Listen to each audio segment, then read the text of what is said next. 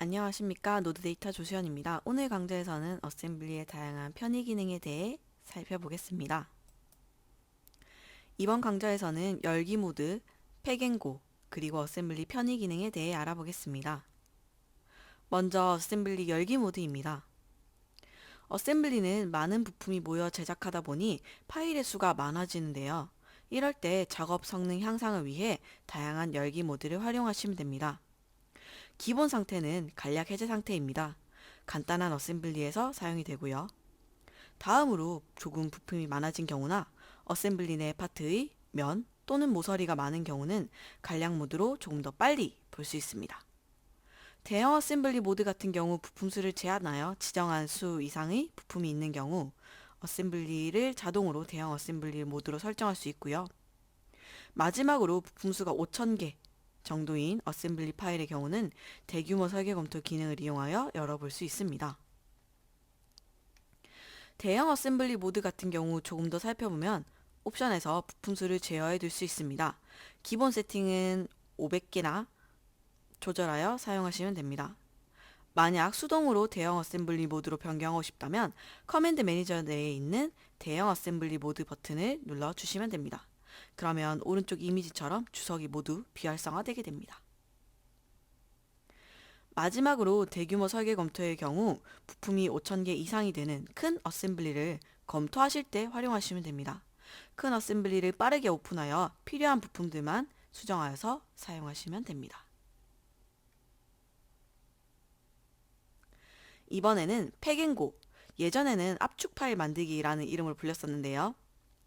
팩앤고 같은 경우 현재 어셈블리 내의 구성품을 전체 저장해주는 기능으로 압축 폴더로 저장하거나 또는 다른 폴더에 복사하여 사용할 수 있습니다. 이때 어셈블리와 연결된 도면이나 툴박스 부품을 같이 저장할 수 있습니다. 해석을 하신 경우에는 해석 결과도 같이 불러올 수 있습니다.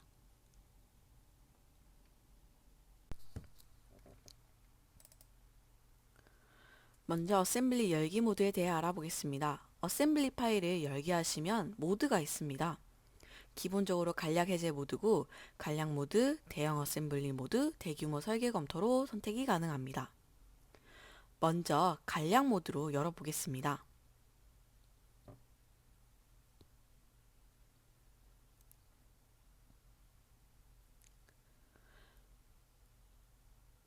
간략 모드는 제품의 깃털 모양이 아이콘에 붙어서 나타나는데요. 간략화된 부품은 해당 부품에 대한 전체 모델 데이터가 필요한 경우에만 로드되므로 효율적입니다. 보시는 것처럼 지금 면의 요소만 가져온 것을 볼 수 있죠.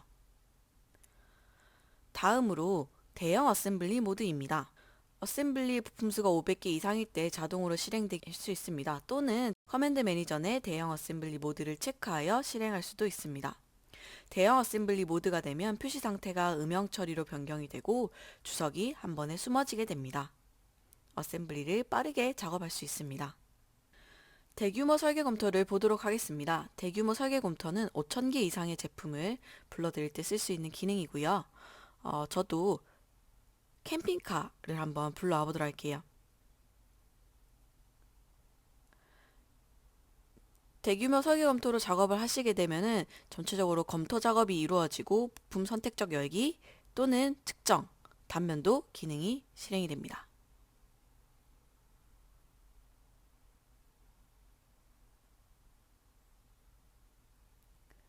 파일은 매우 빠르게 열리고요.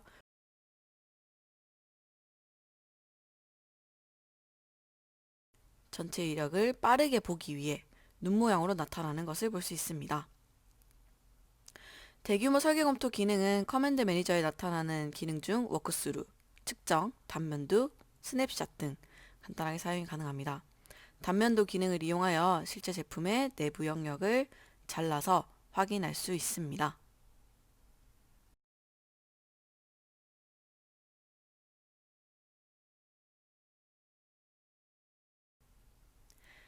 이렇게 빠른 검토 작업을 해주시면 되고 만약 세부적으로 수정이 필요한 경우에는 파트를 열어서 수정 작업을 해주시면 됩니다.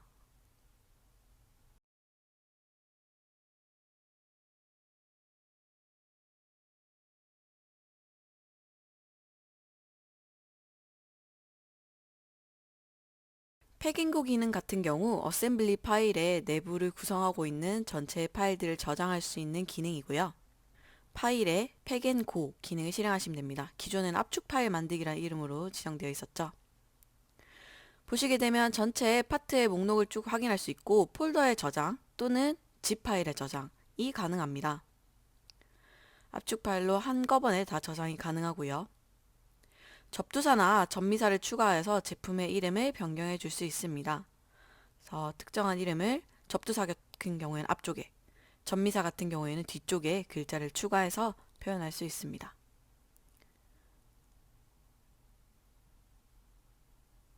제품의 전체 사본 파일의 이름이 변경되는 것을 볼 수 있습니다. 또는 폴더의 구조가 있다면 전체 폴더 구조 유지를 하여서 저장하실 수 있습니다.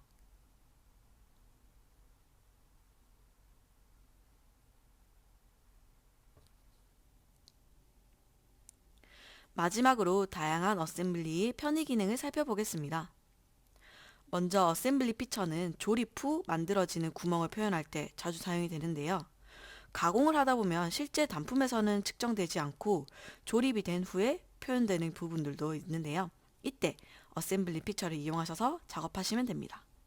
조립이 된 상태로 들어가는 부품 중 벨트나 체인도 있죠. 이런 표현도 어셈블리 피처로 가능합니다. 다음으로 메이트와 함께 복사 기능은 부품을 그냥 복사하는 것이 아니라 복사하면서 메이트 요소를 같이 선택해주면 됩니다. 그러면 위치와 함께 조립이 되면서 복사가 됩니다. 부품 대치의 경우 만약 작업한 A의 파일이 변경이 되어 A-1이 되었을 때 다시 부품을 삭제하고 조립하는 것이 아니라 바로 부품을 대치해주는 기능입니다. 이때 메이트 요소로 사용된 지오메트리도 인식하여 대치해줍니다. 마지막으로 유동 어셈블리 기능인데요. 하이의 어셈블리 내 메이트가 구동되도록 해주는 기능입니다. 첫 번째, 어셈블리 피처에 대해 알아보겠습니다. 기존 브라켓을 하나 더 사용하도록 할 건데요. 간단히 컨트롤 키를 눌러서 드래그해서 복사해 주시면 됩니다.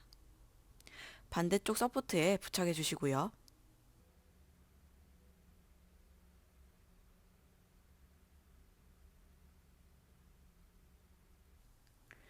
자, 여기서 저는 구멍이 없는 설정으로 한번 모양을 바꿔볼게요. 실제로 작업하시다 보면은 이렇게 조립이 된 후에 가공이 되어야 되는 경우가 있습니다. 이때 어셈블리 피처의 기능을 활용하시면 됩니다.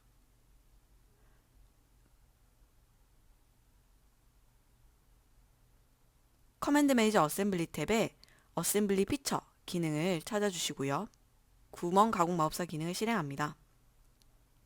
원하는 구멍의 스펙을 선택한 후 위치는 브라켓에만 구멍을 뚫어주면 되겠죠. 그래서 서포트에 있는 구멍의 위치와 맞게 구속을 활용하여서 구멍을 표현해 주시면 됩니다. 그래서 조립이 다 된 후에 구멍 작업을 할 때 활용을 해주시면 되겠죠.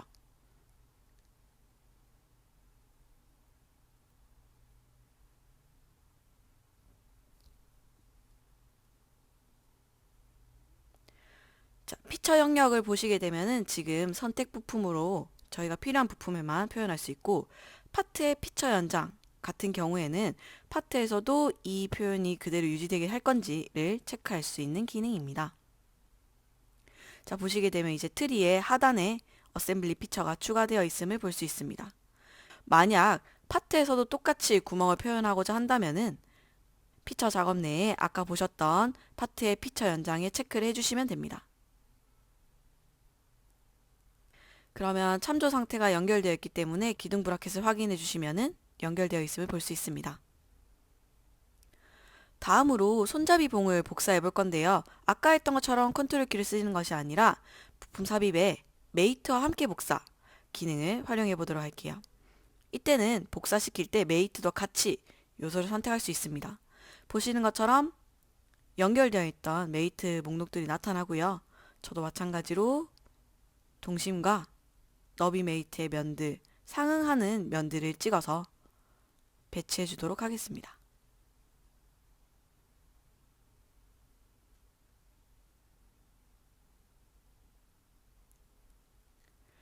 자, 보면 지금 동심과 너비 메이트가 한 번에 들어갔음을 볼 수 있습니다.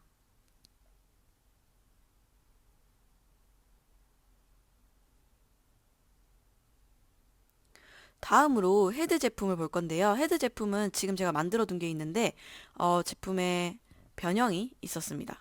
변경 사항이 있어서 이렇게 헤드 크기가 좀 더 커지고 필렛의 모양이 좀 변경되었는데요. 이 제품으로 변경하고자 합니다. 이때 부품을 삭제하고 다시 조립하는 것이 아니라 부품을 우클릭하여 부품 대치 기능을 활용하시면 됩니다. 실행해 보시면 원하는 제품으로 찾아서 선택을 해주시면 되고요. 그대로 확인을 누르게 되면 보시는 것처럼 바로 제품이 상응한 면들과 함께 메이트 요소가 대치되어서 나타나는 것을 볼 수 있습니다. 메이트도 그대로 유지되어 있는 것을 볼 수 있죠. 이렇게 어셈블리의 다양한 편의 기능에 대해 살펴보았습니다. 이 강좌를 보시고 궁금한 사항이 있는 경우 노드데이터 홈페이지 내 질문과 답변 게시판에 작성해 주시거나 또는 전화 02595-4450번으로 연락 주시기 바랍니다. 감사합니다.